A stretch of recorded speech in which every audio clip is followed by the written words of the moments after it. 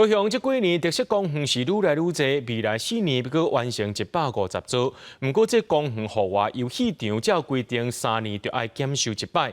机关伫咧接机讲，高雄有21座公园超过3年拢无减。去年要7件呢，囡仔去公园耍器材出来吊上意外，要求市政府赶紧重视。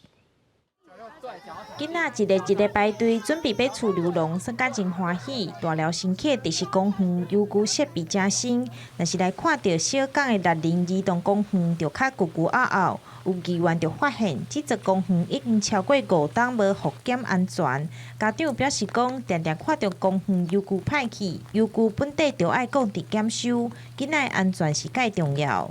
因为整修有些是落叶啦，还是坏掉的那个东西都没有去修理，这样很危险。还有到市区去也有看到这样，不是我们小港里市区也有。 目前高雄市拢总有454座游戏场的公园，议员表示讲，根据通报，这3年来儿童游戏场发生意外人数逐年增加，今年是发生10件，去年有17件，其中7件是甲游具有关系，2件因为游具技术过长过赔案件。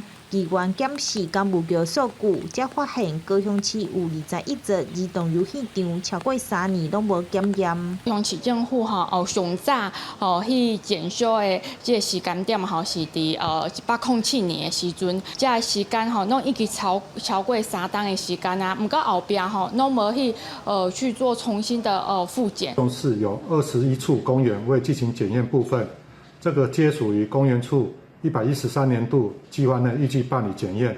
针对议员这期21座公园无复检，公园处表示讲，今年完成复检，而且今年建立资料库，统计事故原因，来了解游具的设计甲囡仔使用习惯。